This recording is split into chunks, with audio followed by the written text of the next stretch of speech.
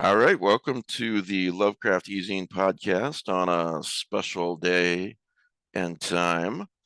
Um, Thanks for joining us, and thanks for waiting a couple of extra days this week for the podcast.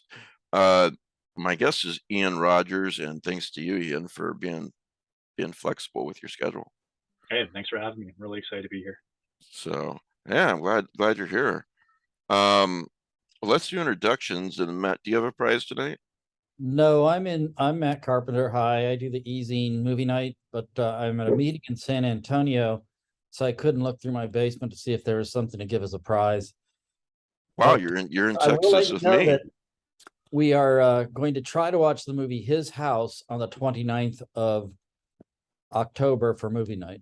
I really liked that movie. It was Is really that good. claymation? No, You're thinking of the Mad God? No. Is it animated? No, no. All right. I'm it's sorry. a British movie. I'm way off. Well, I'm Mike Davis, podcaster, promote horror curator, you could say, editor. Um, I'm a writer if you can count me as a writer, with the thing I'm working on not published yet. So we'll leave it at that. It's coming though. Um, and yeah. So Rick, introduce yourself. Rick Way, writer. And last but not least, Pete. Pete Rollick, General Curmudgeon, and I'm not an alcoholic. Okay. That's debatable. Yeah. Thank you, Rick. Well, the nicest Being guy a here. curmudgeon or being an alcoholic? Jeez Louise. Both. So Ian, tell us a little bit about yourself. For I'm those a writer. out there who don't know you, I'm a writer, artist, photographer. Mostly a writer. I guess I would say that I started publishing in the easings back in the sort of the horror easing boom of like the 90s, where you sort of were published in places that sort of stapled their magazines together and paid in copies, that sort of thing, which was great. I found a whole box of them recently, and it was like a real nice trip down memory lane.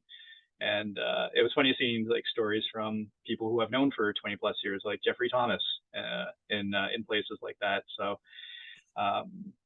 then with the internet sort of exploded and people were e-publishing and self-publishing everything, I didn't really do much during then. Would have been the late 90s, early 2000s. I was really just spending more time sort of honing my craft. And I was doing what a lot of writers doing or tell you to do, which is aim high. So I was sending my stuff to like Magazine of Fantasy and Science Fiction, Cemetery Dance, and just racking up all kinds of rejections, as you usually do. And then I got into Cemetery Dance eventually. I think it was like my second or third sale. And I started publishing fairly regularly then, short fiction. And I think I've had about 40 or 50 short stories published since then. And I had a collection out about 10 years ago, Every House is Haunted. And it went out of print a few years ago. And then Cemetery Dance just this year, just this past week, it just came out, reprinted it. And normally collections are not really big sellers, and they're certainly not really the kind of books that you would want to reprint unless there was a reason. And I guess I had a pretty good reason for this one. A couple of years ago, the collection in its entirety was optioned by Sam Raimi, and he is producing a movie based on one of the stories in the book, The House on Ashley Avenue, which was actually a finalist for the Shirley Jackson Award a few years back. And they took that out to market, and there was a bidding war for it, and Netflix ended up getting it.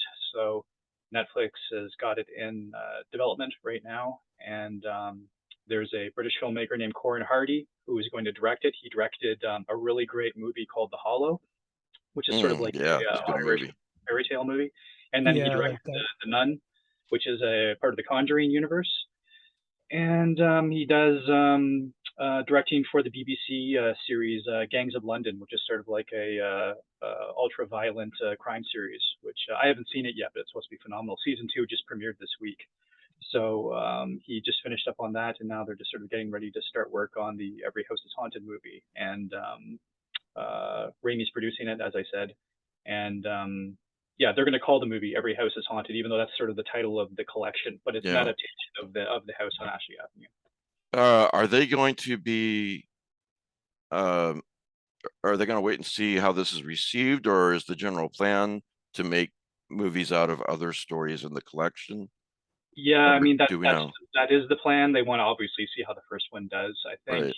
they want to see how that's sort of the plan in general, but then sort of with the way movies are right now, between streaming versus theater, the pandemic and everything, the bit of the shakeup at Netflix right now, and there's the streaming networks in general. I think everyone is sort of just doing things one movie at a time, one season at a time, and then we'll see what happens. So it's why you see a lot of things that just, oh yeah, they had plans for this and then they're not doing it anymore, or we thought we were going to get another season of this TV show and now they're not doing it anymore. So I think their plan now is just to sort of be very, very careful, which I can respect. I want them to do a good job. Fortunately, there's a really good team behind this. But yeah, I mean, it's the story that they're adapting is part of a series, so it would make sense that if it does well, they would do more. Well, yeah, that's reasonable. And well, first of all, congratulations. That's great. Well, and I want to talk more about how Sam Raimi got his hands on it and everything. But if you're watching as opposed to listening later on, here is the original Every House is Haunted book, which Ian is a very kind person. He sent this to me. And I've even got a little note in there. So, you know, this right here is my retirement, I'm guessing. So, you know, and then just released by Cemetery Dance on Kindle and in print is the new version with a new cover. Let me pull it up here. If you're watching, and if you can see my Kindle, but there's the cover for the new Every House is Haunted. It is on Kindle Unlimited, which is really nice. It is also available in print, and it's only $4.99 in Kindle if you're not a Kindle Unlimited subscriber. So but it was nice. You know, I was reading the book, and then I was refreshing my memory, and for that I got it on Kindle Unlimited because I love highlighting, you know, and I don't typically highlight my print books, you know, especially not one of these that's it's hard to find another one in that edition. So yeah, I've got a lot of highlights here, which always tells you I really like the book. So what happened? You put out this collection. Paul Tremblay writes the introduction to it. And then take us from there. What happened? How did Sam Raimi get his hands on it? I'll try and give you the short version because it's the cool thing about it. That one of the cool things is when you always hear these stories, they're never the same way. You know, everyone's story is always different, and it's never anything that you can really plan for. Which again is just another reason why I guess you should really just concentrate on the work itself and not trying to get it into people's hands or trying to get an award or whatever. I mean, these things, if they happen, they're great, but at the end of the day, you really should just be wanting to do the good work and trying to get it to as broad of audience as possible. And that's amazing, Ian, because I just for the Patreon podcast, only $5 a month, folks. Thank you, Pete. Thank you. Hey, I got to make a living somehow. We interviewed Sam Hale, who wrote the Batman '89 movie. And he said something similar in the interview. And in fact, if you go to the Lovecraft Easing YouTube page, just go to YouTube and search for Lovecraft Easing podcast. And then I've got playlists there. Obviously, the playlist on top is the podcast, and then several others. And one of the playlists is clips. And I put the clip in there of Sam saying very, very almost word for word what you just said about it's about doing the work, not not looking for accolades, not looking for pats on the back. Yeah. And so for anybody out there that's a writer or, really any kind of creator, artist, doing a Kickstarter project, a game, a podcaster, it's really, it's great advice what you just gave and what Sam gave. I And think so, I had check that that quote. out. I had a quote like that on my desk for a long time when I was living in Toronto, and it was I think it was Clive Barker, and sort of paraphrasing it, but it was something to the effect of, if the only thing you're thinking about while you're writing is what your book is going to look like on the bookstore shelves, you're doing it for the wrong reason. Like you have to Yeah. get your way out of the writing, and anything else that comes from it, whether it's publishing or money or awards or a movie deal, is just extra. Like Right. you can't expect it, you can't hope for it, or else you're just going to go insane waiting for it. It's hard, because again, we write because we love it. We publish because we want people to read it. So it's hard not to hope for other things. That it's going to make a lot of money, that it's going to win an award, that the Hollywood people are going to notice. It's nice, Yeah. but I think as you get older, or at least as I've gotten older, and I've had my own frustrations with the industry, as we all have. That's what I keep coming back to whenever I get depressed or I have my down days. I never really think about quitting. I don't get really melodramatic about it, or really that depressed about it.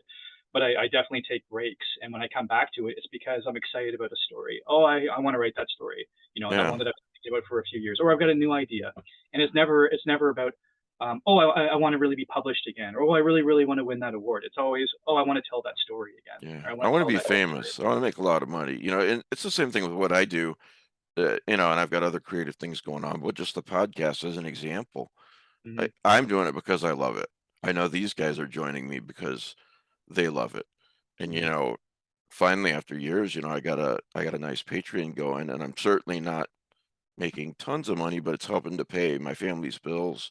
And that's really nice, but that wasn't in my mind at all when I started. It was just I I think really you can wanted to tell. do this. As a longtime fan of the show, and as someone who's always really wanted to be on, I'm going Oh, to say thank you. something. It's going to sound really lame, and that this was not planned whatsoever. But you guys seriously put the love in Lovecraft Easy podcast, because you can tell that you guys really love the work. You love the stories. You love talking about this stuff. It comes from that purest place of fan love, where you're not bitter about it. You're not saying what things aren't. You're talking about what they are. And Thank you. that's a good attitude to have. Because lots of people don't. Let's say just spend 3 minutes on Twitter, and you'll find people complaining about everything. And again, usually it's, this thing is awful, or because they don't like it, or this thing I is didn't awful get because it's not what I noticed. wanted. Yeah, exactly. I think anyone a writer, any kind of creative would do very well to go over to my YouTube channel, and it's like a minute and a half clip of Sam Raimi's advice on that. Excuse me, not Sam Raimi, Sam Ham's advice on that. And so yeah, thank you for the kind words. I really appreciate it. Mm-hmm. So Yeah, sorry, getting back to it. yeah. The collection came out in 2012, and then I was nominated for the Shirley Jackson Award for the story, and then Ellen Datlow ended up taking that same story for that year's Best Horror of the Year. And then it turned out that she actually knew a producer, a Hollywood producer, who asked her to refer stories to him that she thought had cinematic or TV potential. So she gave this story to him, probably several stories, but this was the one that he connected with. And his name was Roy Lee. He's a big producer. He basically started the whole concept of taking J horror movies and turning them into American remakes, like The Ring, The Grudge. And not just horror movies, actually. Like, he did The Lake House, he did The Departed, he did all these movies that were actually original Japanese or Korean films. So he did other movies. He did Stephen King's It. He did the Lego Movie. He did all kinds of movies.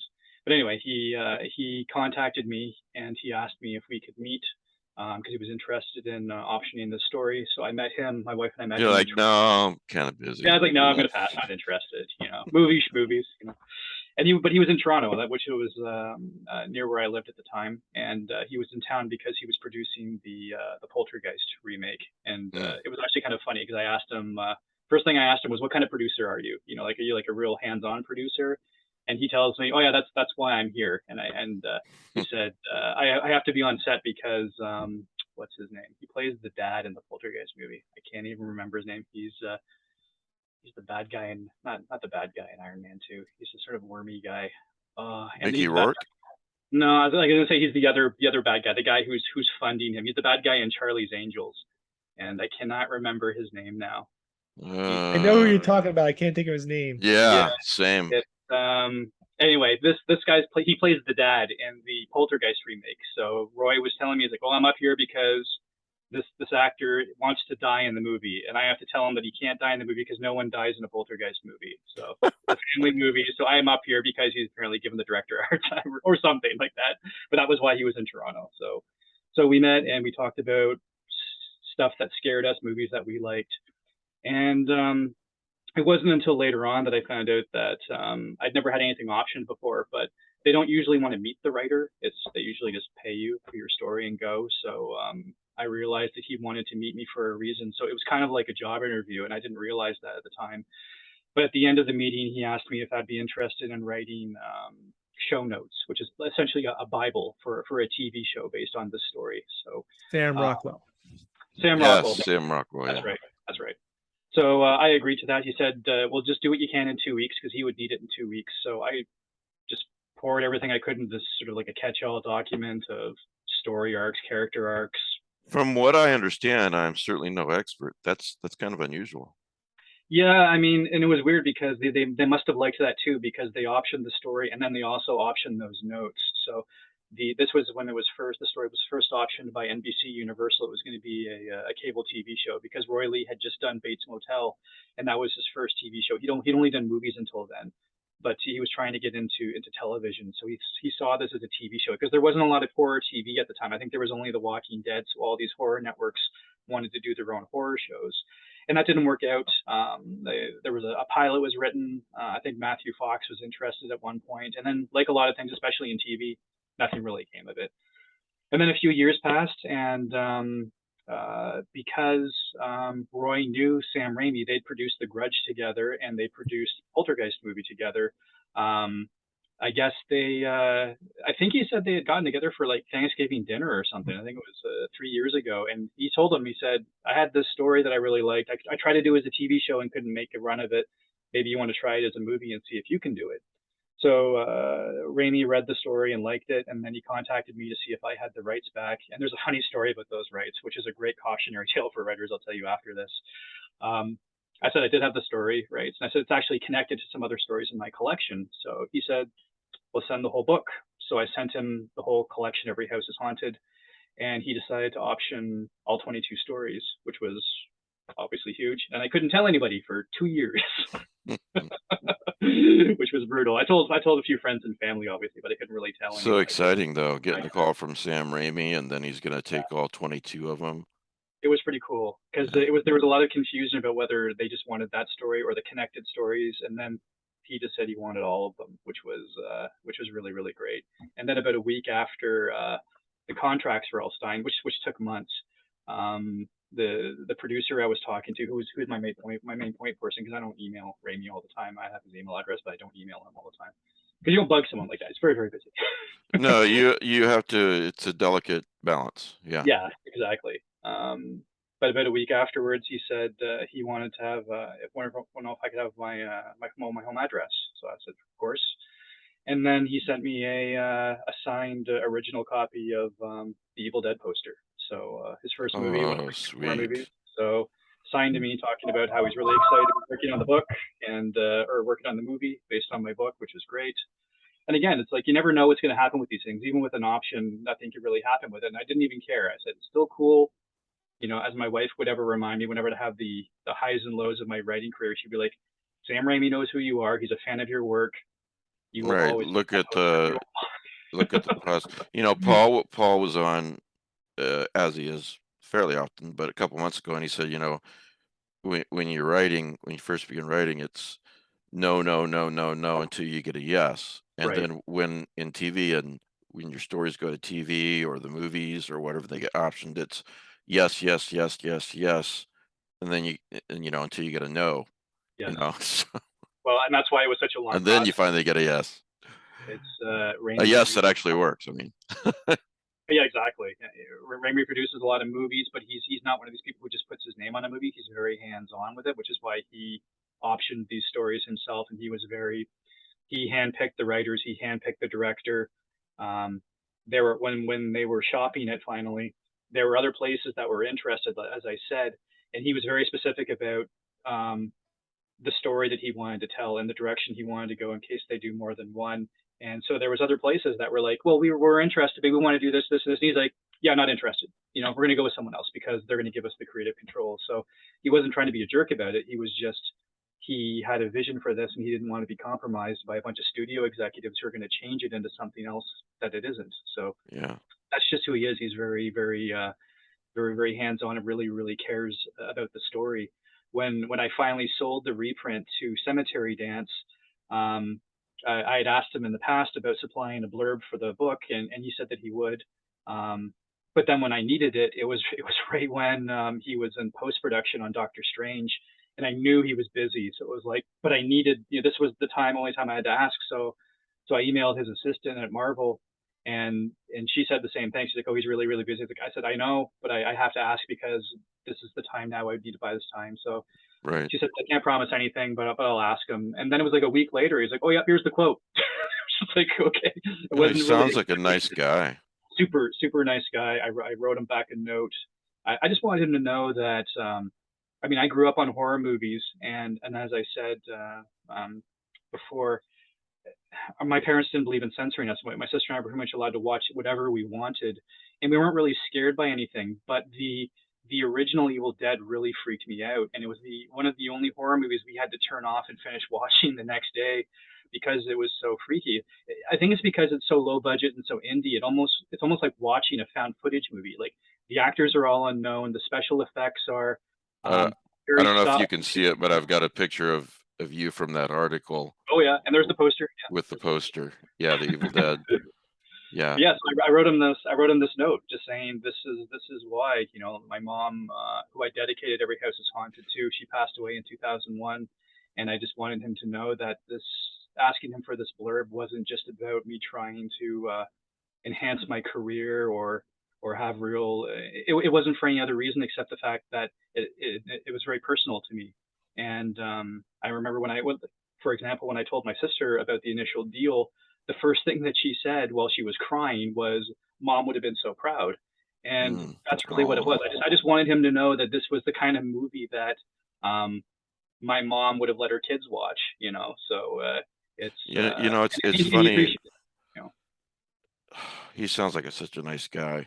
Yeah. And when you touch people's lives like that, people like him who care, it's really nice for them to hear that. Yeah, and he was very, very appreciative of the note. Again, I'm not want to drone on too much about it, but it's really just to drive home the point that he was just a really, really nice guy, and he just signed off by saying, "I'm looking forward to meeting you in person." It was just, again, he doesn't have to do that. It's purely a business thing. But even when we made the deal for the book, they signed a separate consultancy deal. I'm actually working as a consultant on the movie, which again they don't usually do the writer for. No. So again, it's just nice. I'm not really trying to brag about it in any sense. That I'm just really, really appreciative to be involved. I would have been happy to have no involvement. You just sort of just. No, I asked. I don't think, for example, Paul, not to mince words at all. Paul's a pretty big deal these days. But his movie that's coming out, they didn't really. He doesn't have the same involvement that you do with this.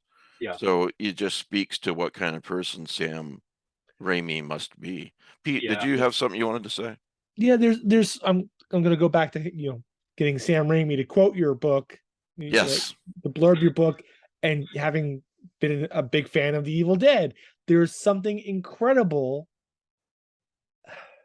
for our generation of writers to sit down with the people that we grew up with and discover that they know who we are.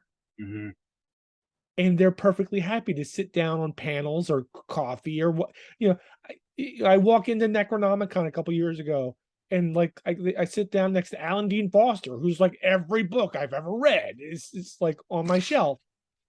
And he's like, "Oh yeah, how you doing, Pete? Nice to meet you." And like, what? Like he knows, and Stuart Gordon. It's just weird, but a little bit satisfying.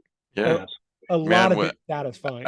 Man, was Alan giving me shit for my moderation techniques? Do you remember that? Were you on that panel? Yeah. I think I spoke to him once years ago on email, and it was funny because I could have said anything about his work, which I'm a big fan of, but I had found out, or I'd heard somewhere, that he's actually cousins with Leslie Gore of It's My Party fame, and he was like, no one has ever asked me about that. And it was just like, what's she like? And he goes, oh, she was kind of full of herself when the song came out, a little insufferable. It wasn't a one-on-one interview, but it was me and other I guess you'd say interviewers or reporters in the horror business or whatnot. I don't know who all was on the call, but I got invited to be on the call when for Bruce Campbell when what's the name of the series? Evil Dead. It is Evil Ash versus Evil Dead. Yes, thanks. I knew I was just a bit off. Anyway, so when it came time to my time to ask a question, I'm like, okay, I'm the weird fiction Lovecraft guy here on the call, I'm sure. So I asked Bruce Campbell when you were growing up, were you into Lovecraft and everything? He's like, oh hell no, I didn't get into that stuff. Sam was the one that was always into that stuff. Sam, Raimi.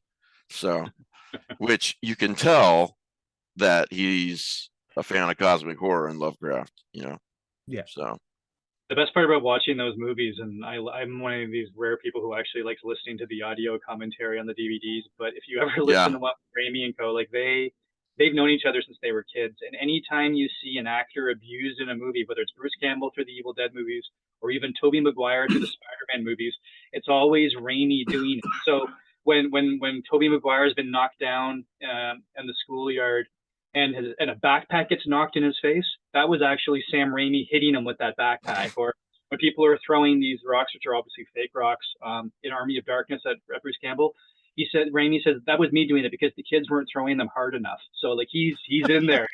These actors. That's great. I remember, Scott, you said you're friends with you were looking forward to our Halloween show with Jeff and Scott Thomas, and you're friends with Jeff Thomas, and Scott told me about a horror story that I just had to read. The name escapes me right now, but the only way to find it was in this magazine from like years and years ago. What year did Evil Dead come out? Anybody know? The original Evil Dead was 83, I think. Okay, so this article, this magazine was like probably like 82. In fact, that rings a bell. I know it was 82. Well, I read the story and then I was thumbing through the magazine, and there's a little editorial by Stephen King, and he's talking about this movie called The Evil Dead that it's brilliant and you will probably never get to see it because of blah blah blah. I don't remember why. Probably production having something to do with money. But he was going on and on about how great it was and what a tragedy it was that no one would ever get to see it. It was just funny reading it, 40 years later. Yeah, well, he said Raimi said that it was his blurb, because that's the blurb that's actually on the Evil Dead poster, the same poster that I have. And they said it was Stephen King's blurb that actually got people to really see the movie and really get out there, because I mean, it's the 80s, right? There weren't even megaplexes then. This movie had wide release, but there weren't a lot of theaters in 82, 83. I didn't realize that. So I was reading that blurb that got it actually made it happen. Absolutely. And it's just so cool that now I've got this blurb from Raimi. I got the poster with the blurb from Stephen King. There's this weird circulating. So now I'm just waiting to hopefully get a Stephen King blurb one day, as we all are. Right?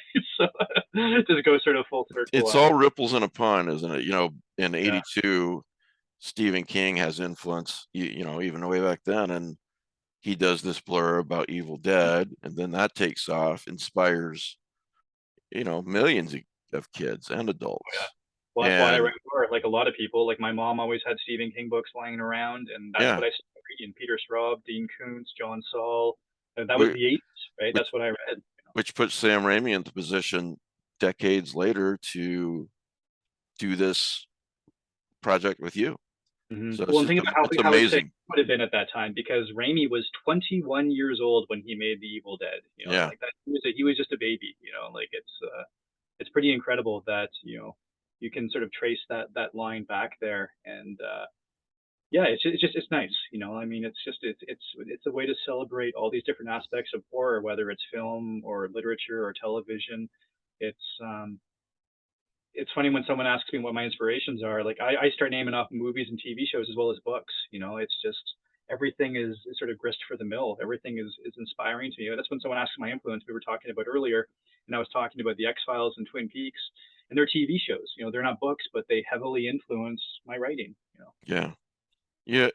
There's an article in let's see, the Peterborough Examiner, April 11th, 2021, talking about how they interviewed you and how it ended up in Raimi's hands. And something you said that I think is really interesting and a really good thing for you and Raimi in this project. You said there's a lot less pressure now, having to worry about if this movie is going to open really big at a box office on opening weekend. Now with the streaming network, it can be on Netflix for years and find its audience that way, even if it's not a big hit right away. With this team of people, though, I'm pretty confident it's going to make a big splash. And I do think that is a really great thing that that a great story that's turned into a movie doesn't get just this one chance with one weekend, and that's it if it doesn't do good.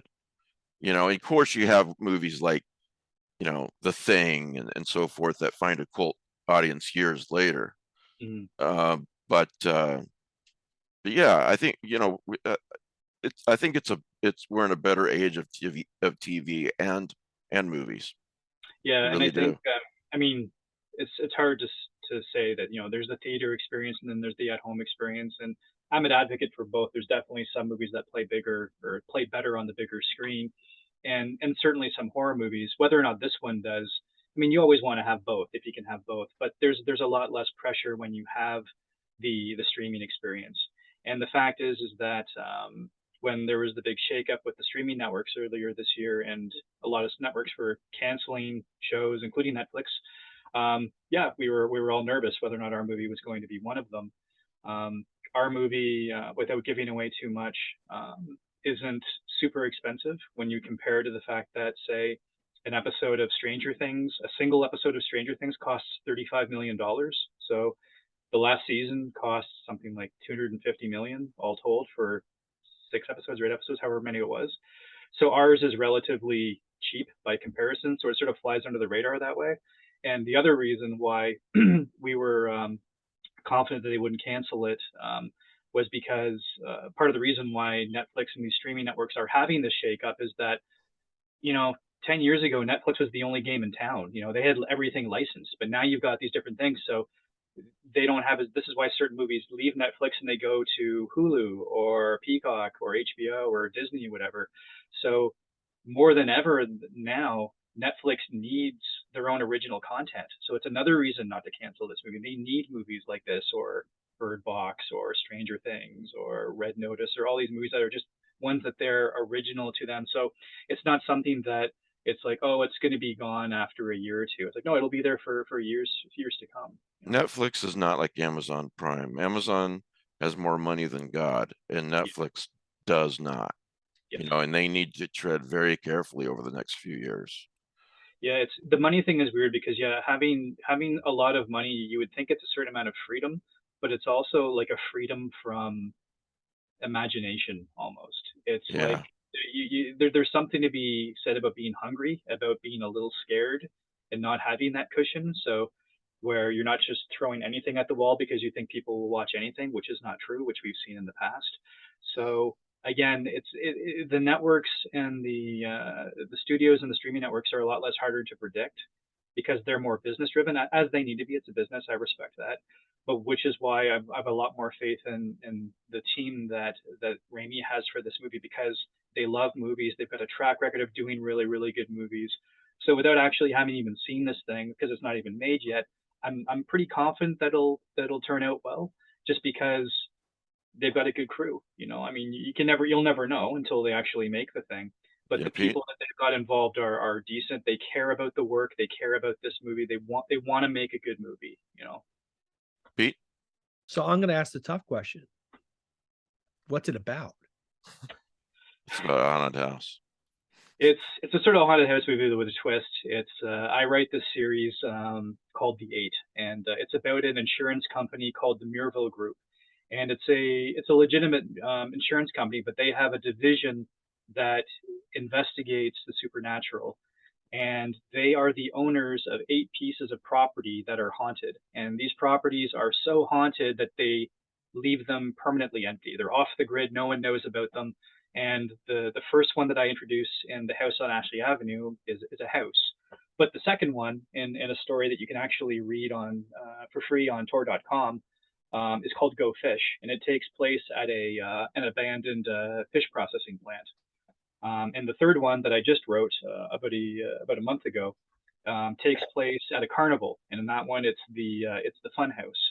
So each one of these haunted houses are not necessarily houses. They're structures that are haunted, but the story is how they're connected to the insurance company and how in their relationship with the supernatural. Because ostensibly, I wanted to start it off as sort of a very X-Files-esque, occult investigators, which we've seen before I put my own little imprint on it.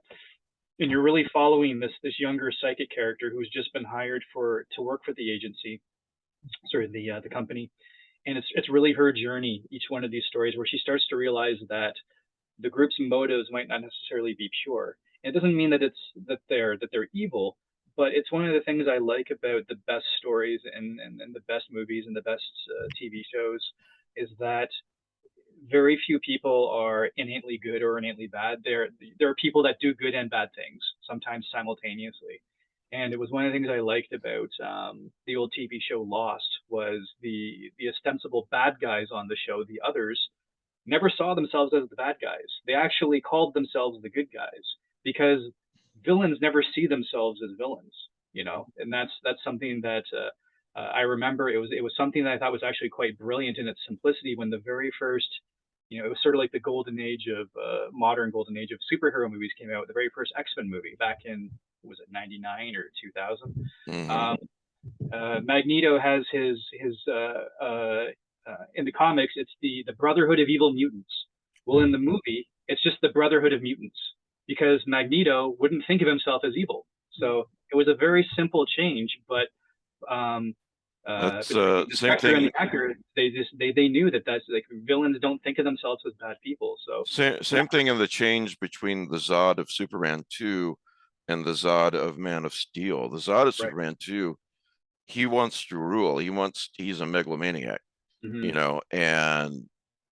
but the Zod in Man of Steel, he doesn't see himself as evil. He sees himself as he needs to do whatever is necessary to do what's best for his people, Kryptonians. Right. Exactly. And the needs of any other species, humans, whatnot, it takes a back seat to that. So my take home from this is that the insurance companies are evil and they just don't understand that. Exactly.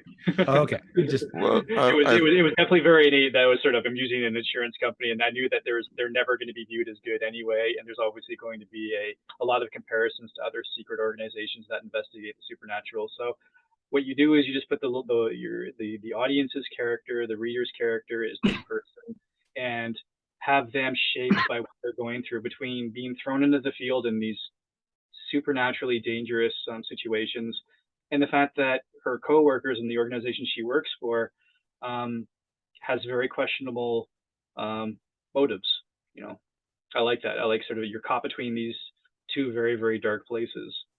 Well, I'd like to move off of the movie and into some of the stories. Yes, Rick, Can I ask a question? please. The series is set in Toronto. Are you filming in Toronto? We're not quite there yet. Yeah, I don't want to talk too much about what they've changed for the movie, just because I'm not trying to be. I understand. I just don't even know what I'm allowed to say. Like I'm involved in the process. I've read treatments and stuff like this. I know what they're doing with it and how they're adapting the story and how they're changing it a little bit. Yeah, I can't say anything about Are that. you allowed to say who the actors are, or are those not been chosen yet? Have not been chosen yet, but should be soon. Okay. The last thing I'll, for now anyway, that you said in that article about the movie, you said, I think it's going to make you rethink what a haunted house story is like. This is like a reimagination or a renovation of a haunted house story. So yeah, I'm really looking forward to it, man. So and really congratulations on this happening. Now that said, this is a brilliant collection. I really love it. And I was really, the first time I read it, I really was, we were talking about Charles Grant before we started recording, and I was not surprised at all for you to tell me that you're a big fan of Charles Grant and quiet horror. And I'm reading it and I was like, oh man, this guy's one of my people, because there's autumn stories in this book. Oh, yeah. There's a story called, it's a perfect time of year for this, right? Autumnology is the name of one of the stories. And several different characters and several different stories make a statement like this, that there are places and I'd never thought of it this way before. It's brilliant. There are places in the world that you can go to where pretty much all the time it feels like summer, right? There are places you can go to where pretty much all the time it feels like winter, obviously, Antarctica, the North Pole, whatever. There are places in the world you can go where it pretty much always feels like more or less spring. But there's no place in the world that you can go where it's always autumn. And I had never thought about that before. And it just makes autumn even more special. So I wanted to let you know that I really like that. And yeah, that was one of the things that I highlighted. So Well, thank you. No, that means a lot when you meet fellow autumn people who really get it. I mean, that's how I feel. I love it's my favorite time of year. It's my birthday was the 17th, just a week ago today. I got married on the 14th. we got married on September 21st, first day of autumn. Oh, nice. Yeah. It's just it's a great time of year. It always feels like it goes by so fast. And I don't know if it doesn't, but I think maybe because you love it so much. Yeah. It feels like, Yeah. So, I noticed that right away. Let's see here. Here's a quote, but you can always tell when fall has arrived. The leaves change, yes, but that's not all of it. Fall is waking up one morning and finding frost ferns growing on your bedroom window. Fall is the smell of wood smoke on a chilly day, not cold, mind you, but chilly. If another story, if the seasons were a 4-course meal, then fall would be the dessert. And my favorite here, which makes me think of, Bradbury is the autumn people, and his quote in front of the October country, those people who are autumn people thinking only autumn thoughts. I'm sure you know that quote. But you wrote, falls in your blood, just like it is in mine. I think this is the one where the grandfather's talking to his grandson. Falls in your blood, just like it is in mine. Other people might say that fall is their favorite season, but folks like us, it's almost like we're related to fall. And I was like, man, do I relate to that so much, So I think that's why it hurts so much when it's gone, because it feels like someone's died. Even though it's going to come around the next year, it's just when the leaves are finally gone and that first snow has fallen, or the first snow that's actually sticking to the ground is here. It's really gone. It doesn't matter whether it's still calendar fall or not, you know it's gone, and it's heartbreaking, man. Yeah. Some folks say the fallen leaves are souls of those that have died over the past year, and the autumn wind comes to carry them off to the afterlife. You know, as much Charles Grant as I've read, Ray Bradbury, it's really refreshing to find another writer that has more things to say about fall that these writers haven't said, and they said a lot.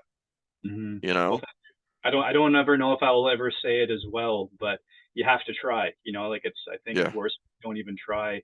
And let's face it, I mean, no one's ever going to say it as well as Bradbury. He was the patron saint of fall. You know, he just, like you said, the October country and the autumn people. It's just, he had it down. He was one of us. You know, he just really, really got it.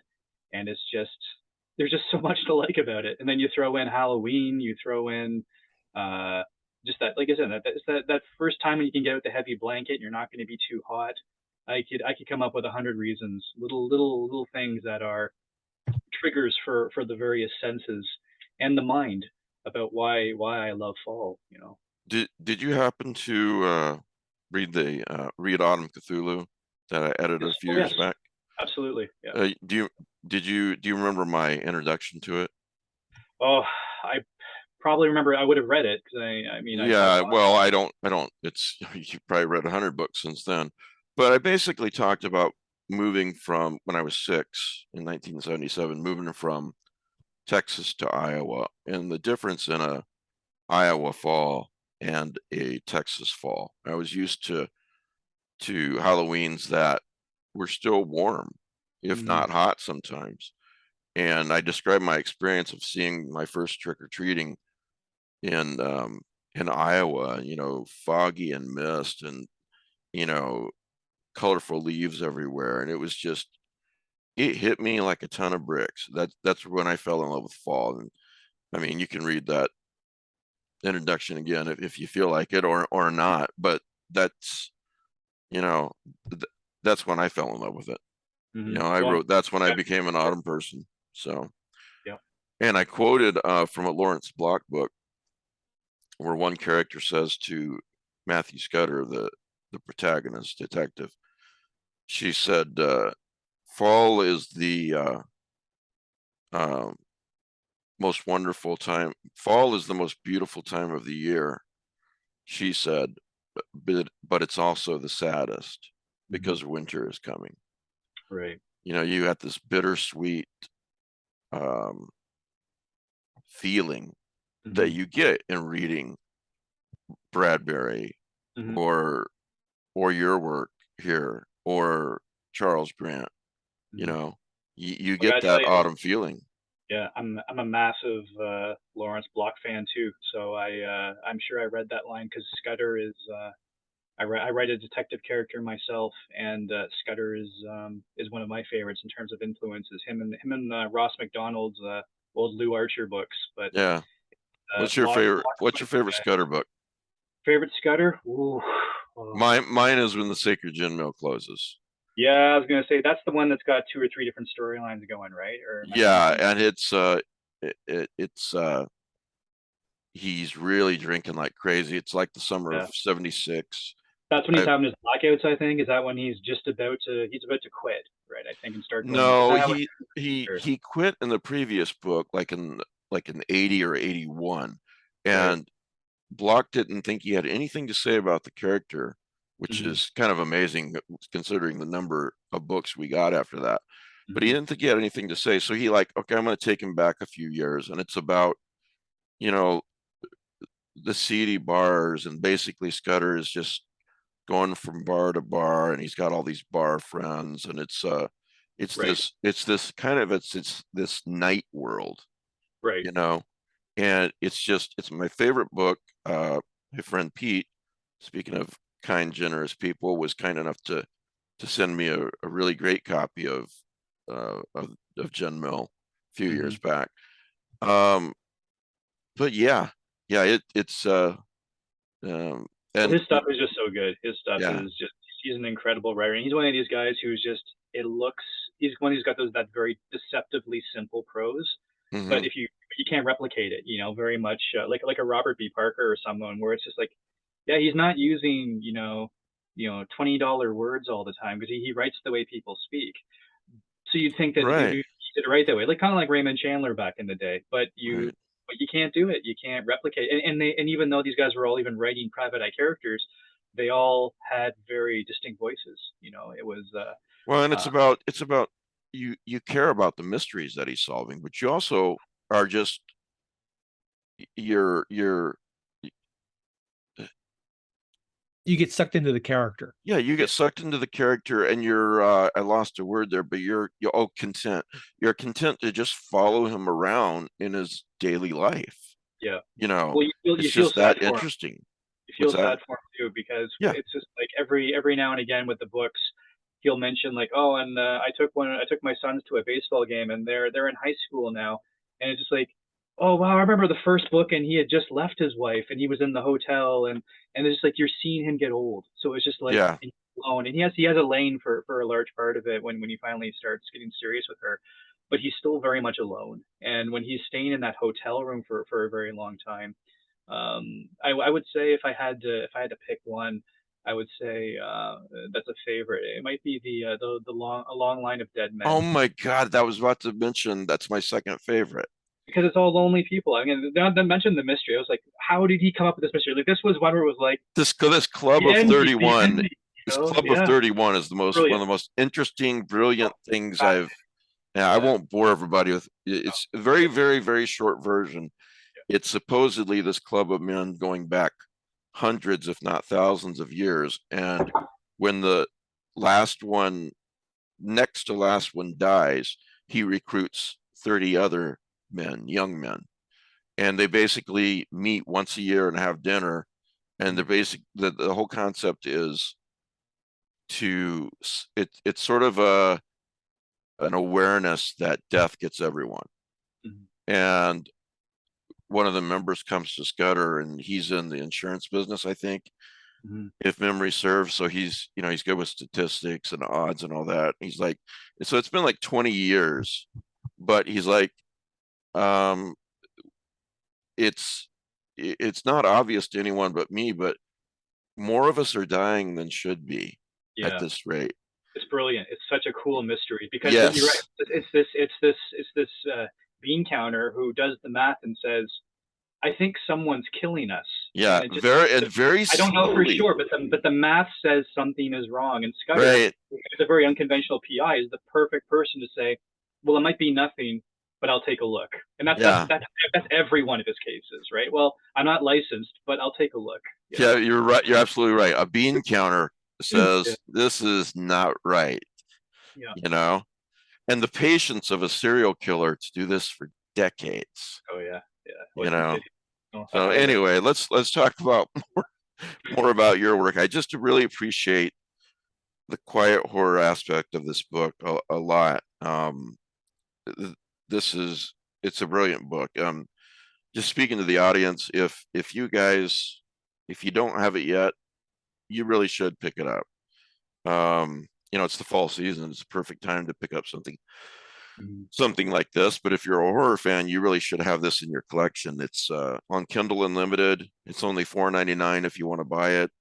Or you can get the print version.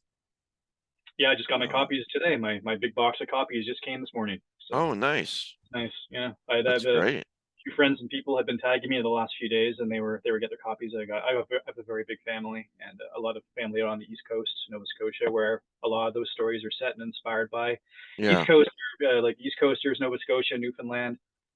It's all very rich folklore. So these are people who everyone has a ghost story, and they all swear it's true. So that's why I wrote a few of those stories in there. I call them like my Maritimes mythos. I wanted to write my own stories, sort of honor them and add to the collection of stories. So it's nice. It's nice to be able to be tagged and see that the book is out there in the world with this new great cover. Ben Baldwin did it. That's a really interesting cover. Yeah, I love it. He just really knocked it out of the park. He actually read the book, and all the different shards of glass have different images in them that are images from the stories. It's brilliant. Absolutely brilliant. It is. I think I wrote this down, but I think you pretty much always answered it, already answered it, about what informs your writing. I think I've got a sense of that. Um, what motivates you to write, and what are the kind of stories that you just feel like, you mentioned writing, we talked about writing or doing anything creative thing because you need to do it, because you want to do it. What kind of stories do you feel like you need to tell?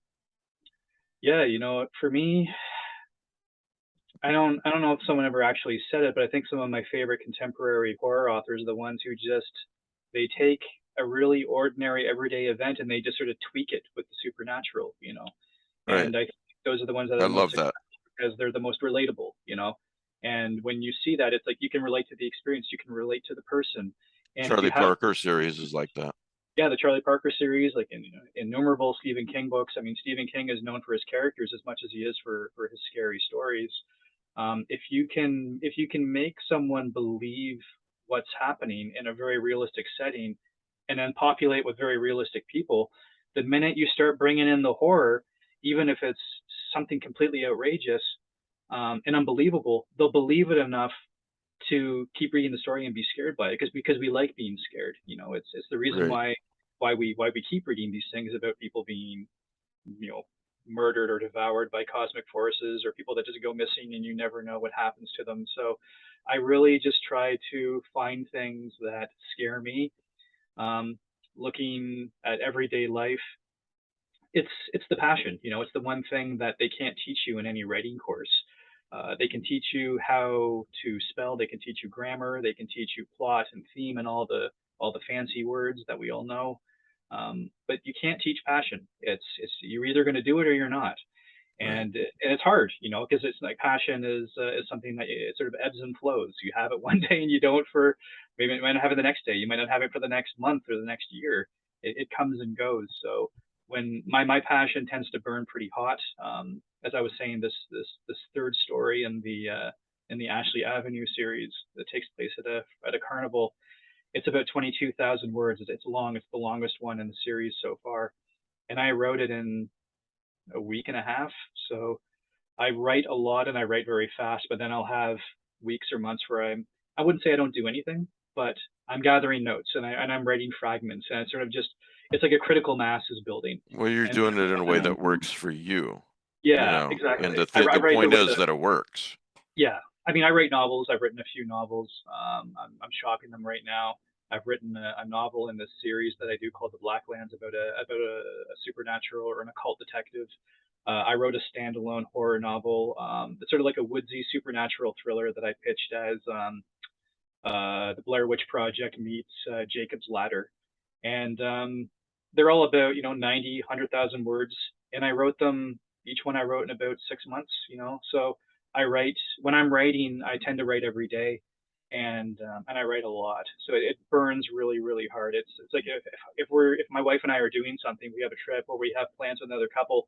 All I'm thinking about is getting back to the computer. I'm just no. I'm obsessive when I'm working, and it's really, really irritating to everyone around me, probably, but including myself, because I know it's almost like an addictive personality. But the story is like lava burning out of my brain, and I have to get it down. Um, and it sounds really cool and really creative, but trust me, it's frustrating because I know I need to slow down. But it's hard. It's hard when you have these things and you're really feeling you've got the story literally burning in your veins. I But think a that's lot of also writers would say that's a good problem to have. yeah, and but it's also a good reason why when you're finished something, you have to let it sit for at least 4 to 6 weeks, because Yeah. you need to be able to look at this with fresh eyes, as fresh as Right. you can possibly make them. And that's why beta readers are important too. I've got a few writers who are kind enough to give me their time to look at my stuff, because um, I mean, no first draft is perfect, no matter how excited you are about it. It needs to go through revision. It needs to have other eyes on it. But I love it. I mean, I really love the work. I've got all different types of stories I want to tell. I've written science fiction. I've written westerns. I've written procedurals. I just love a good story. My mom loved horror stories when I was growing up. My dad was a Louis L'Amour Western, National Geographic kind of a guy. That's what he had lying around the house. So it's all that blended up into my head with you know soaked in episodes of Twin Peaks and the X-Files. That's me to a T, you know? I also want to say, probably the last thing I want to say about this book is that I kept thinking, a couple of these stories, Ian, he's really breaking the rules. And you have to be good to break the rules. For example, the story, it's not the etymology story. I'm trying to think of Leaves Brown.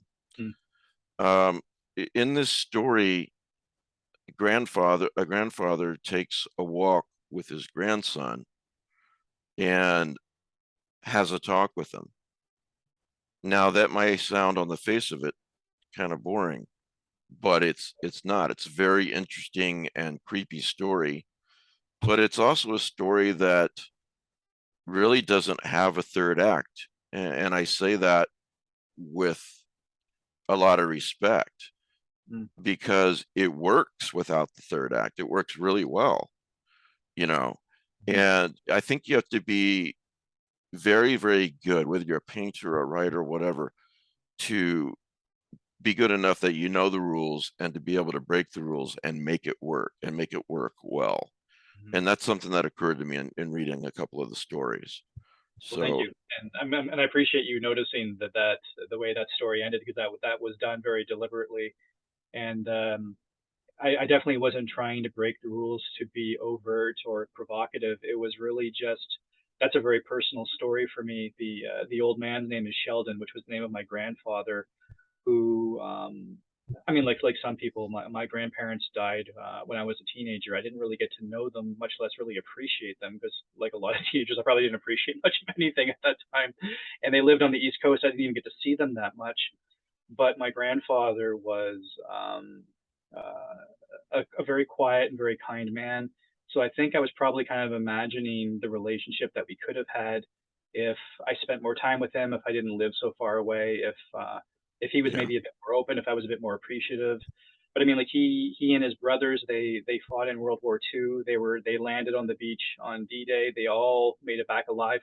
None of them ever talked about the war afterwards, and they didn't say a word, which only added to the silence. So I think I was really trying to maybe get to know him and really try to honor him in a way that I just don't really think that I had the chance to do while he was alive. So, and I think that's what you do with someone. I mean, it sounds maybe a little saccharine, but it's like, people really aren't dead as long as you remember them. So I feel like, well, if I write a story about him, as long as it's in print, then he's really going to last forever, Yeah. But yeah, it does that very well. And I'm saying this for the third time, but if you haven't read the book, folks, pick it up. It really is worth your time. And I'm going to look forward to reading any other book that comes out from you, Ian. Let's see what I want to ask. Oh, we're going to talk about a few other things, and if you got time, stick around with us. But I think the last thing I wanted to ask you, I don't know about these guys, is what have you read lately? Do you want to shout out any books that you've read lately that you've really enjoyed? Well, you know what? It came out a few months ago. I got to read the manuscript version, and then I was fortunate to get one of the limited hardcovers. But it's available as a trade paperback. It's the new collection by Ray Cluley. He's a British writer. Lives in Wales. It's called All That's Lost from Black Shuck Books. I think you can get it at all the usual places, Amazon and everything. But he did his first collection, Probably Monsters. That was how we met. I read this guy, and his stories just really blew me away. He had a style that was very similar to mine, but in typical imposter syndrome fashion. I felt like he was just much better than me. So I was like, I need to befriend this guy so he can tell me how to make my stories better. And he's just a really, really nice guy. And we just started corresponding. And then when the pandemic happened, we started Skyping, and it became a big group thing between him and his girlfriend and me and my wife. We would just Skype on Saturdays, and we would talk about everything, including books and movies and everything. That's but when great. he had this new collection out, he sent it to me and asked me if I would take a look at it, and absolutely loved it. And he was just one of these guys who published quite a bit in Black Static magazine, Interzone, and a lot of other places. And I just think he's one of these guys who I think doesn't get the attention that he deserves. I'd like to and- do a little TBR in the show notes. Mm, Done that for the last couple months. Occasionally I miss an episode, but 9 times out of 10 I have a little TBR in the show notes, and so I'll add All That's Lost and probably Monsters. no, do that. absolutely. Yeah, because probably Monsters is back in print now too, and it's phenomenal. I mean, he's just one of these people where it's, you want him to write more. It's just like I just, I overdose. I binge on his stuff. And another one that I read recently, it's a classic. It's one that people have read, but I had never read it before. Was The House on the Borderland by William Hope Hodgson. Oh, I noticed you were reading that. Yeah, I wondered if it was classic of cosmic horror. Never read it before. Finally got around to read it. And just incredible and absolutely. Yeah, it is. So wait, I got a question here. Do you think when you get to the ending, do you think he was high? I mean, like, I can't explain how the hell he got from the start to the finish. No judgments. Involving substances. I hope he was high, because if he wasn't, I'm worried for him. Let me put it that way. One of the complaints it just didn't end. Like when time starts moving, like I had no concept of this. I knew that it was good. I sort of knew what it was about. Yeah. But there's never really been adaptations, right? Again, maybe it's because it's not really adaptable, but there's no TV, no film adaptation. So I didn't really know what I was getting into. So when there's that large chunk when time is speeding up, I didn't know. I kept thinking it was going to end, and it just keeps going and going, and it's like my mind is cooking in my skull. It was incredible. Who was the animator who did the movie Mad God? Phil Tippett. Yeah, see, I think that would be the person to turn that into a claymation.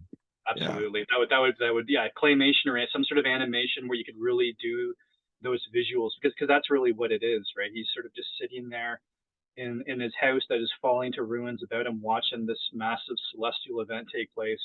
And again, it's something that shouldn't work. And maybe some people find it boring or they don't like the description. I'm sure there are readers who didn't like it, but I loved it. I was reading it. My wife and I, we rented a cabin for the night for our anniversary, and I had the book with me. And that is possibly the best place or the worst place to be reading that story. Yeah. But it's a very kind of British apocalypse. Mm-hmm. On this weird celestial events happening, but I'm just going to sit here in my house. Yep. And even the ending, right? The ending that when the two fishermen finish the manuscript, I'm expecting something awful is going to happen. It's like, nope, they just pack up and go home. Yeah. It's just like, that's the end. I thought for sure that they were going to get hooked into it, or there was going to be something more, and it didn't need that. But yeah, it just seemed maybe there was something almost very British about that too. But and yet it was also still the perfect ending. It's sort of like cup of tea, snuffler in the hedgerow, cup of tea. Exactly. But you had that sense of place, like the town where they're camping doesn't exist, but the town that they take the train from does exist. I remember I Google mapped it because I want to sort of see where it was, and it's spooky. There was I was just reading. I have a story in the Tor Nightfire Ellen Datlow collection, Screams from the Dark. So I was reading my contributor's copy. I was reading all the other stories in it, and I believe it's. I'm just going to check it out. I think it's Siobhan Carroll. I think it's her story. Yeah, it's Siobhan Carroll's story, and it's set in the very similar, like the. I'm going to butcher this word because I know I always the Hebrides, the islands that are off the coast there of Hebrides. Yeah, Hebrides maybe. I'm going to sound like an idiot because I don't know how that's pronounced, but it's one of these words that I always see spelled. I never hear people actually say it, so that's the reason why. Look, but that's what made me think of. Up until like I was 25, things went awry. Not awry. We've all got them. We've all got them. There's this. I never heard anybody pronounce, and then like the first time somebody said it, I was like, oh, yeah. Yeah.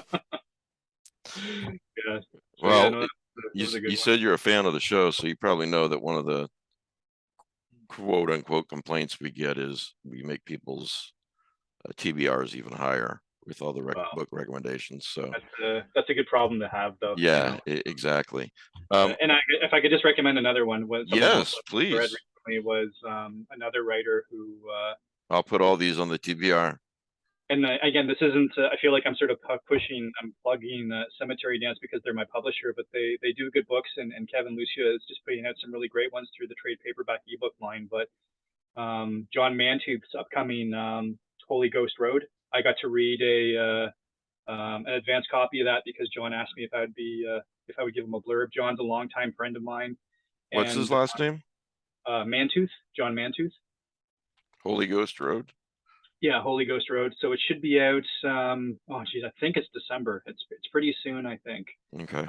But an incredible story. It's sort of like this weird Southern Gothic fairy tale.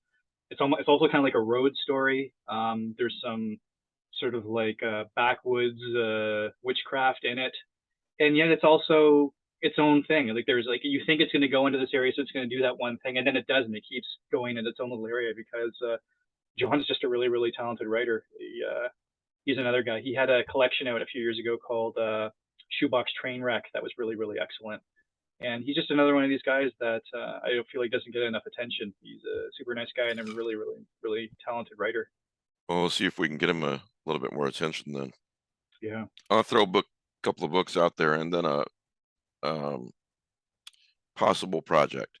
First of all, Batman Fear Itself by Michael Reeves. It's a Batman novel, very good Batman novel, and it's set in October, which is why I'm recommending it right now. And it starts, the very first line of the book is, it was autumn in Gotham City. And it's very well done. It's a really good book. Batman Fear Itself. So when it's autumn in Gotham City, does everybody just leave? Because, would you not just leave? No, I would be afraid. They celebrate the Gothic. It's scarecrow weather. I was gonna say there's probably a large number of scarecrow sightings. They keep thinking he's out of the asylum. Yeah. They got jobs. They can't leave. What are you talking about? We're not all. Everybody gets 2 weeks. The whole city just leaves. Well, I was talking to a friend of mine, one of my oldest friends, and he was saying, I read a lot of nonfiction, but I haven't read really fiction in a while. And I was like, well, you should get started with short stories. And you know how much I love Bradbury. He goes, yeah, I read the Martian Chronicles when I was younger, and I loved them. And so I talked him into buying this Bradbury's stories, 100 of his most celebrated tales, with an introduction by the author, which is exactly what it is, 100 Ray Bradbury stories. So they're skipping around. We're kind of reading them at the same time. I'm rereading them. The first one that he and his girlfriend read was the Toynbee, not saying that right, Convector. Toynbee Convector, yeah. And the second one was On the Orient North. I think they're going to read a couple a week. So I thought and you guys can let me know, panelists and listeners, if you want to get in on this. But it doesn't take very long to discuss a short story, maybe 5 minutes a week. So if you're interested, pick this up. Bradbury stories, 100 of his most celebrated tales. It's on Kindle as well. And read the Toynbee Convector first, and then read On the Orient North. He's such a wistful autumny writer. That's not a word. That but he writes different kinds of stories, even in this book. Like the Toynbee Convector is science fiction of a sort, and then On the Orient North is a ghost story, and it's, oh my God, it's so well written. Such a well written ghost story. So if any of you are interested, shoot me an email, lovecraftezine@gmail.com, and we'll see if there's enough interest just to talk about it on the show for about 10 minutes every week or so. So lovecraftezine@gmail.com. What else do we have here? Our friend Pete Relic has a new book out, as many of you may know. Tell everybody, for those who didn't catch it before, what is the Eldritch Equations? So the Eldritch Equations is about this bean counter who goes to the detective agency and says, Too many of us are dying.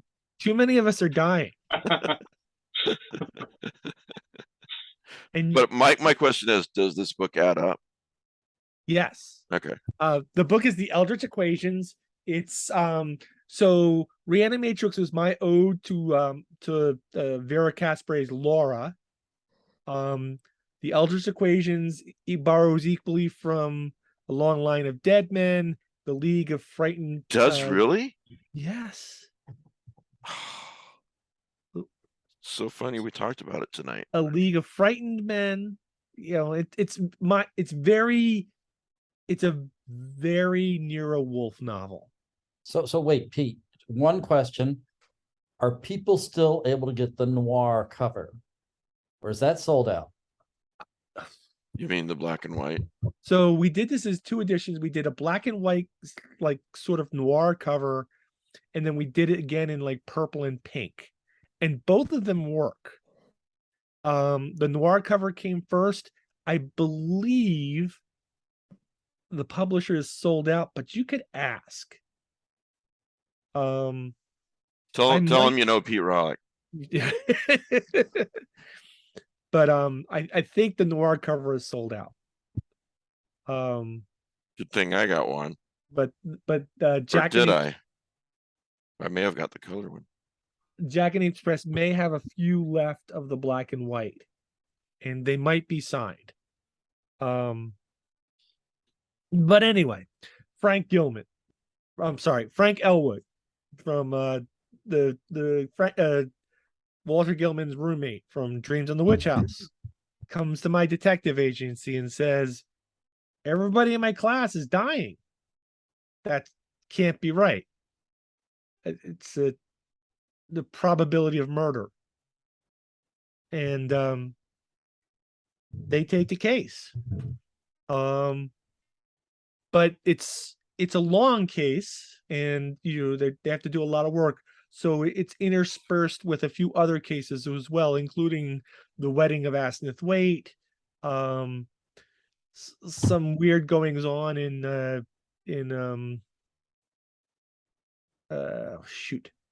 Innsmouth and Dunwich and Kingsport.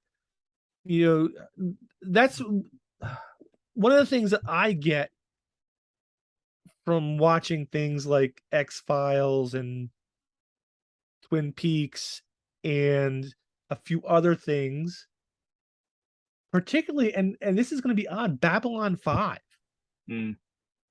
I like the idea of a long story arc.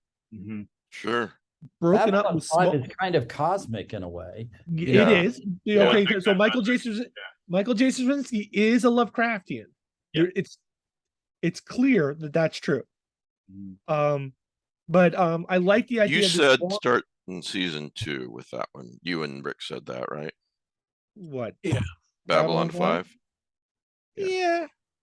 I mean, it takes a year to get its footing, but you kind of need the first year. But anyway, I can read the Wikipedia article. Yeah. I like the idea of a large story arc broken up with smaller stories that you think are independent, but are actually small, tiny pieces of the puzzle. Right. And that's one of the things I tried to do here, is like to have an overarching mystery with smaller mysteries within that looked independent, but really weren't. Yeah, I love that too. And I think it works. A lot of my readers think it worked. Publishers Weekly, not so much. But well, I didn't write it for them. I didn't write it for them. I wrote it for me. And I'll go back to you read some of my stories and people pan my stories, and then next thing you know, they're in Ellen Datlow's year's best lists or recommended reading. So I'm perfectly happy doing what I'm doing and perfectly happy. Well, it's pretty easy for some people to be dismissive of pastiche and not realize that this is fucking great pastiche. One of the things that just happened tonight before you guys showed up was I found a review from Erica Rupert's Nerd Goblin about Eldritch Equations, and she nails it. She gets what I'm trying to do. What's it say? Rollick creates his own exciting version of Lovecraft's fabled landscape, full of rich descriptions of hearty meals and less wholesome things, and vivid imagery of the weird and unnatural. There are a wealth of subplots and possibilities woven through, raising more questions than the answer to great effect. Beneath the action and intrigue, there is depth to the characters that begs to be explored in additional stories. The family conflicts alone would be another novel that I would happily lose myself in. Could we just say it's fun to read?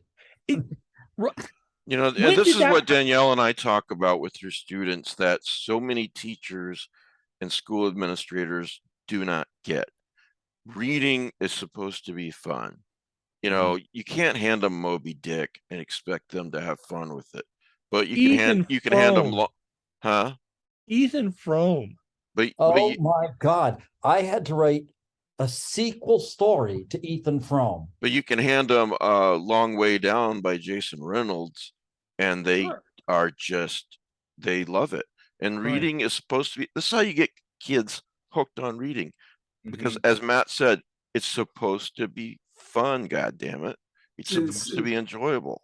Especially at a time when kids don't want to read. Like if you want to shut them down, you can give them something too difficult to read and call them idiots, or you can make fun of the stuff that they're reading, whether it's Twilight or Harry Potter, and then shame them out of reading that way. It's like what is gained by making fun of someone for what they love?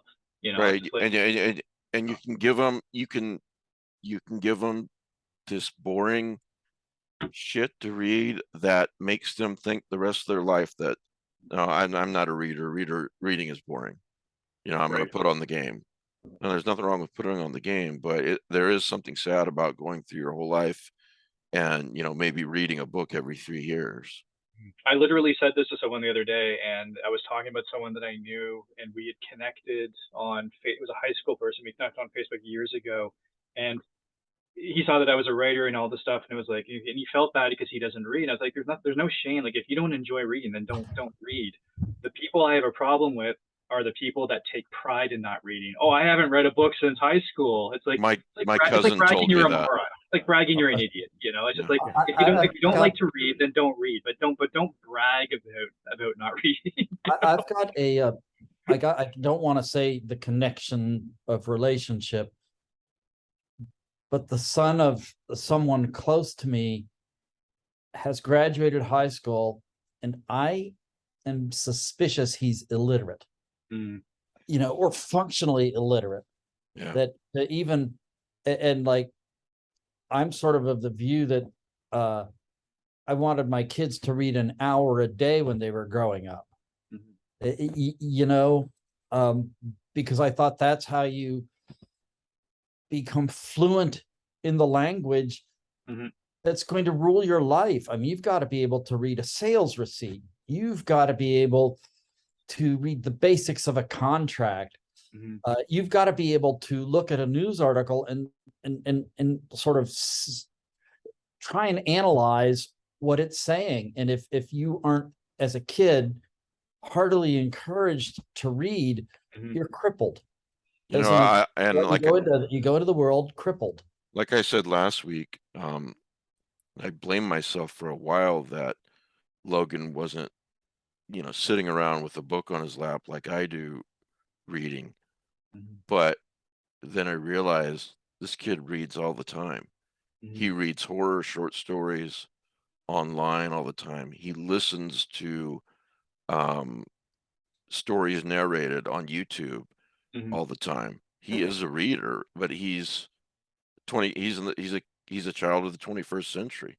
Right. Yeah. It's So they not have the screens me. around everything. Yeah. Yeah. There was a great story. I'm friends with great writer Norm Partridge, and I was talking to him just a couple weeks ago, and he was telling me that there was, at least at the time, maybe there never was, but for his first novel, Slipping into Darkness, there was no audiobook version, Mhm. and he actually was contacted by Stephen King. Stephen King called him, and he wanted to tell him how much he liked the book.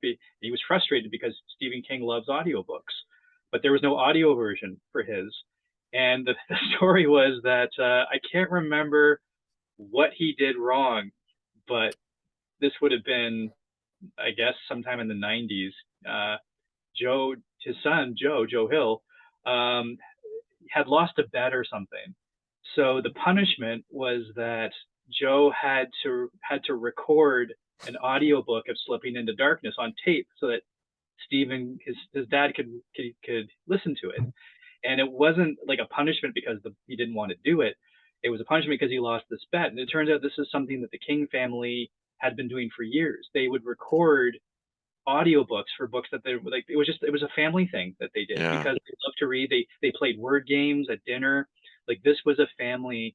They didn't just love books, they soaked themselves in books and literature. And like, that's pretty cool when you can make it a game, when it's you lost a bet, so I want an audiobook of this book, but it's not available, so I want you to record it for me so I can listen to it in the car.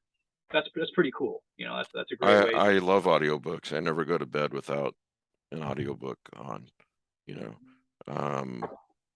But all of this is to say that, fans of Pete Rawlik know that it really doesn't matter what Publishers Weekly says, but this lady, yeah, she gets it. And so please pick that book up, guys.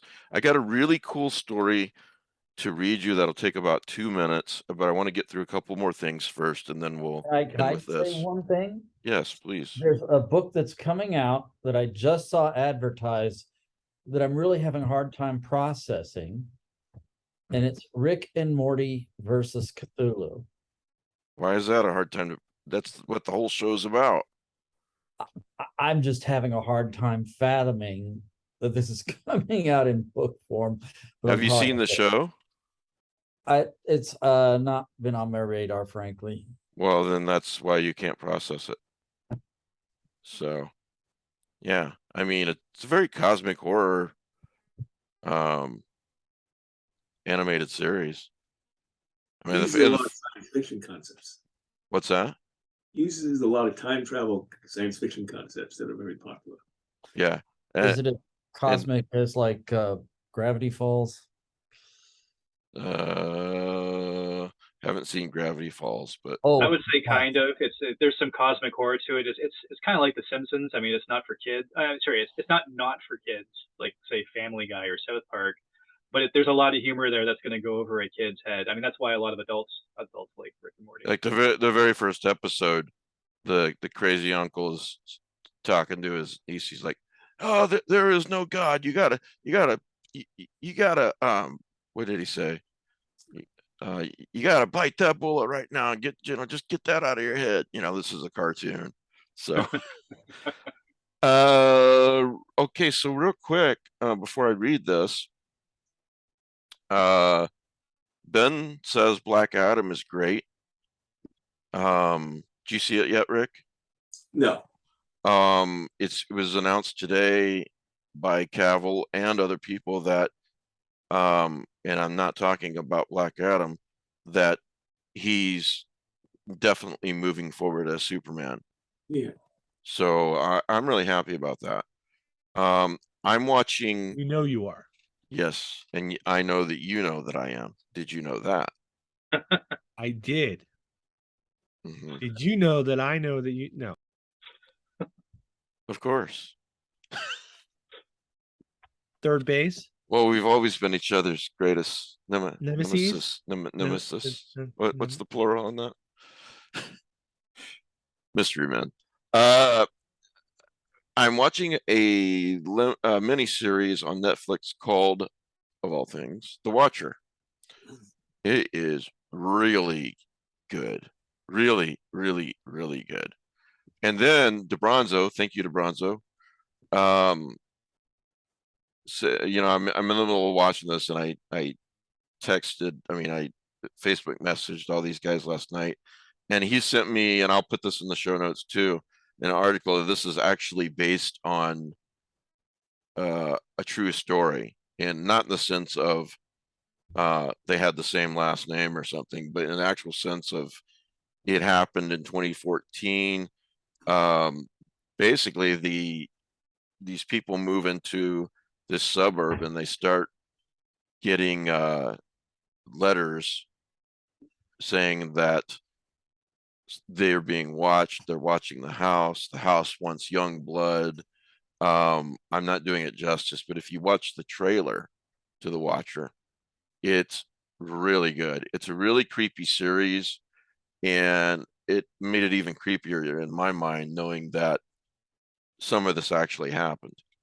So I can't. Really creepy. I read about it. Huh? Yeah, the true story is really, really bonkers. It's worth looking up to once you're done the Yeah. series. Yeah, I'm gonna link to that link too.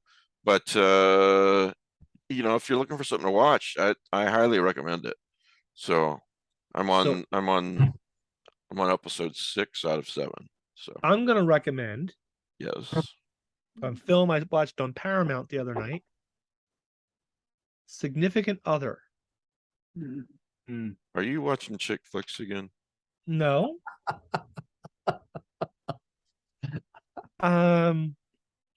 Significant Other starts off like The Thing. Oh. And but it's set in the wilderness mountain range. Okay. And I don't want to spoil it for you, but it's like a modernized version of I Married a Monster from Outer Space. All right. But good. I really enjoyed it. It becomes a comedy, but it's a very, very dark comedy. Okay, I'll check it out. Yeah, give it a shot. Cabinet of Curiosities drops tomorrow. I think it's like a couple of episodes. I thought it dropped on Monday. Drops on the 25th. This is Monday. We're gonna air this on Wednesday. The 24th today. What is wrong with you? I'm sober. Oh, I'm sorry. You know, you should never do that. Yeah, 25th. So when this airs, it's already going to be, we usually do this on Sunday and air it like 2 hours later, but, you know, Pete ruined that this week. So, no, wait, that was me. I'm sorry. Cabinet of Curiosities, by all accounts, is really, really good. It's got Michael Shea's The Autopsy in it, which alone, it's got a couple of Lovecraft stories in it. You know, it sounds great. Del Henry Toro. Cutler's The Graveyard Rats is in it. Which for some reason I keep in, you know, for some reason when I first read it, I said, oh, this is a Lovecraftian story. And I put it in my Lovecraftian shelf. But every time I go back and read it again, it's like, why is this in my Lovecraft? What did I see in this the first time around? You saw a connection to Back to the Wall. Yeah. Yeah. Peter Pumpkin Eater had a book and couldn't keep it. Put it on his Lovecraftian shelf, and there he kept it very well. Did you just do that? I think I did. No, I'm sorry. Midnight Club. At first I was like, I don't want to watch a series about a bunch of teenagers, you know. And then I started watching it because it is Mike Flanagan. I'm 3 or 4 episodes in. I'm like, you know, this is really good. Oh my God, when they bring out the machine guns in the last episode. Yeah, and the flamethrowers. Yeah. Yeah, absolutely. Actually, no, I watched and then the whole Superman thing. shows up. I watched the whole thing too. It was I found it quite enjoyable. I found it quite enjoyable, but I don't think they stuck the landing on the ending. There's too many loose ends.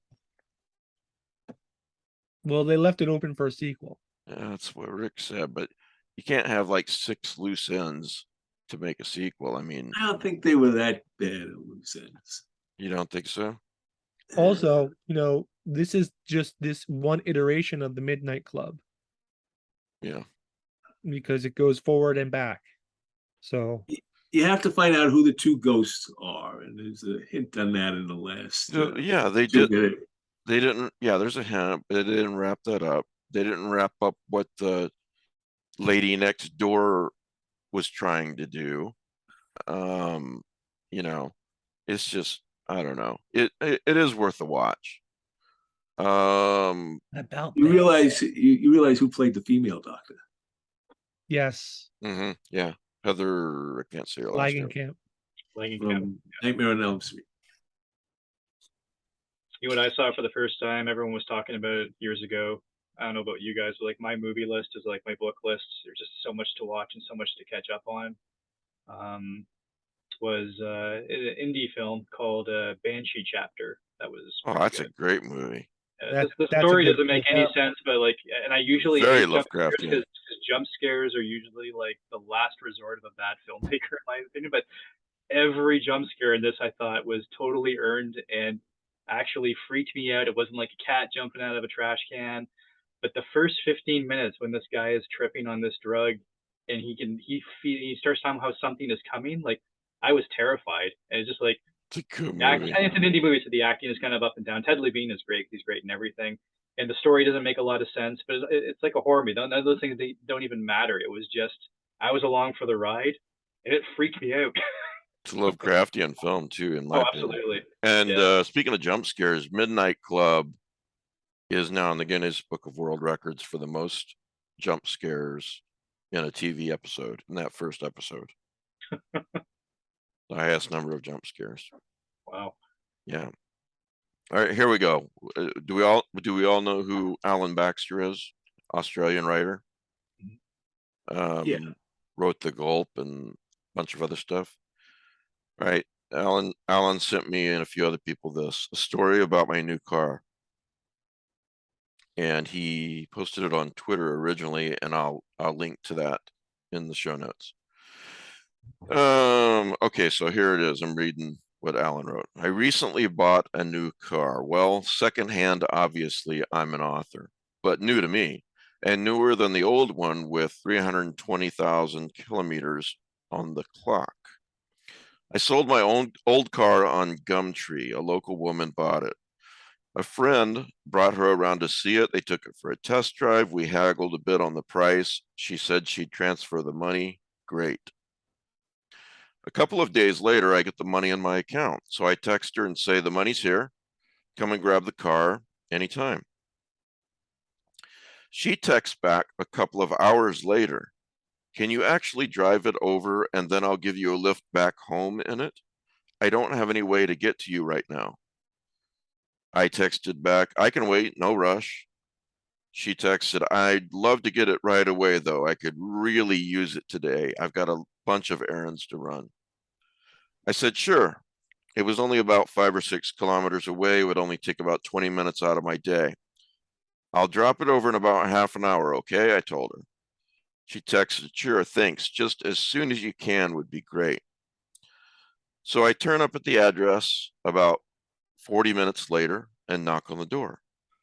It's one of these rural properties that's not really a farm, but a lot bigger than a regular house, surrounded by bush, you know, the sort of thing. There's no answer at the door. I go around the back, call out, nothing. So I call the number we've been texting and it doesn't even ring. Just that electronic voice. Sorry, this number is unavailable. Maybe turned off, out of a coverage area, something, but now I'm annoyed. I've taken time out and driven here and it's a ghost town. What to do? I figure, well, it's only 5 or 6 kilometers. Rather than waste time trying to organize another time or whatever, I'll leave the car here and walk home. Should have brought the dog with me to walk, kill 2 birds with 1 stone, etc. So I post the keys for the car through the letter slot in the front door and send her a text to say that's what I've done. I've been paid, the car's delivered, it's all sorted. And I stroll back towards the road. That's when I hear the screaming. I thought it was birds at first, but it was weirdly muffled. When I realized it was screaming, I ran back to the house, but then I couldn't hear it anymore. I pressed my ear to the door. Nada. So I walked back down the driveway, heading out to the road like I had been before. And sure enough, there's the muffled screaming again. I'm deaf in one ear, I can relate. So it took a while to triangulate the sound, but I finally figured out that it was coming from the big grassy area just off one side of the driveway. As I moved closer, listening in, I saw the turf was kind of weird looking there, like it had been rolled up and then relaid. About 50 meters away, up against the edge of the bush, was a small front end loader. It had fresh looking dirt on the front of the bucket, like it had been digging recently, you know? Then a voice said, "Hey, mate." I turned around and there's a grizzled looking guy there, maybe 50 or so, about the same age as the woman who bought the car, but he looked a lot older. "Oh," I said, "Hey." Sorry I didn't answer. I was in the bathroom. He had a bit of a lisp when he spoke. I nodded. Right. He lifted the car keys, gave them a jingle. "Thanks for dropping it around." I said, "No worries. I was going." Then I stopped myself. I'd nearly said I was going to get a lift back, but something made me pause. I didn't really want to lift anywhere with this guy. The screaming was hard to hear now that I'd stepped back onto the driveway. Maybe it was getting weaker, too. I wasn't sure what to do. I must have looked indecisive. "I told her not to buy it," the guy said. "I told her she didn't need no car of her own. I can drive her anywhere she needs to go." I said, "Right, I guess she wanted independence or something." "And what would she need that for?" I didn't have an answer to that. At least not one I was prepared to say out loud and risk this guy's ire. He nodded. "So anyway, thanks for dropping it around." I said, "No worries. You'll make sure she gets the keys?" He grinned at me, and I saw that he was missing both front teeth. I thought maybe that's why he spoke with a lisp. I wondered how he'd lost them. "I'll see that everything's taken care of," he said. The screaming had stopped. "Cool. Thanks then," I said, desperate to get away. "I'll see you around." "Probably not, hey?" I tried to smile, but it wavered. "Yeah, probably not." I turned and walked as casually as I could out of the driveway and turned along the road. As soon as some bush was blocking the road to the house, I ran another 100 meters, then I pulled out my phone, dialed 000. I told the cops everything and ran all the way home. I guess I might get a call from them soon. Or probably not, hey? So this is interesting because Alan sends me this, and I think he's telling me just a simple story about how he bought a new car, or that he sold a car. And then all of a sudden the creep just comes in to this what the fuck moment. You hear screaming. And I emailed him back and I was like, "Hey, good story." I was like, "God damn, is this true?" And he wouldn't answer me for a while. Then he goes, quote unquote, "based on a true story, wink, wink." So, but he got me the first time. Wait, Mike, is he missing his two front teeth? Alan? Yeah, just asking. I don't think so. Okay, I just wanted to know. Sorry. Yeah. Yeah, he's been on the show before. I don't think he's missing two front I was teeth. just wondering which character he was in the story. That's all. Well, I had his permission to read that, and I thought it was pretty good. So just a little story to send you on your way. Fine people. So what are you doing? Cooking? Pete? No, I'm sorting books. Oh, okay. All right. Well, Ian, thank you so much for being on the show, buddy. Hey, thanks for having me. It's great. Yeah. And thanks for your kind words. when I had to reschedule. Really appreciate it. No problem. Thanks for having me, and thanks to the whole crew for the questions and comments. I can cross this one off my bucket list. I wanted to be on this podcast for a long time. Oh, well, we thank you. love the bookshelf in the background. Yes, Yeah, absolutely. Well, you can actually see it. It's like, I'm not actually trying to brag here. That's the Sam Raimi poster there that's not hanging anywhere because there's no wall space. I still figure out where I'm putting the thing. So I'll even show you. There you go. Yes, please do. There it is. Oh wow, Ian's wearing pants. Oh yeah. What's Ian? what did he write? He wrote to Ian, I'm thrilled to be working with you on your excellent book. And Sam doesn't write best wishes. He writes Beast Witches Sam Raimi. Because he's just that cool. That's great. Well, congratulations on the movie. It's certainly well deserved, and thanks for the bucket list comment. But we'll definitely need to get you back on the show, Ian. Oh yeah, and like I said, I just got these in the mail today from Cemetery Dance. So there you go. There's the new edition. Oh yeah, that's a great cover. Oh, it's pretty sweet. And I don't know, actually, I can read. I'll just close by reading the blurb that Sam gave me. It's right here on the back. Yeah. He said, Ian is a fantastic storyteller of horror. He has an ability to create a unique reading experience with great scares and memorable characters.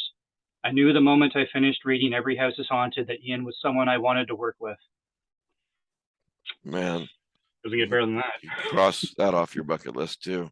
Yeah, after that's going on every book I ever publish for the rest. That's right. That's right. All right, man. Well, thanks for being on the show, and definitely I want to have you back on again sometime in the near future. Well, thanks so much. All right, guys. Thank you. All right, everybody. All right. Have a good night, guys. Thanks for being Hey, here. everybody. Thanks to all my patrons. Appreciate you guys.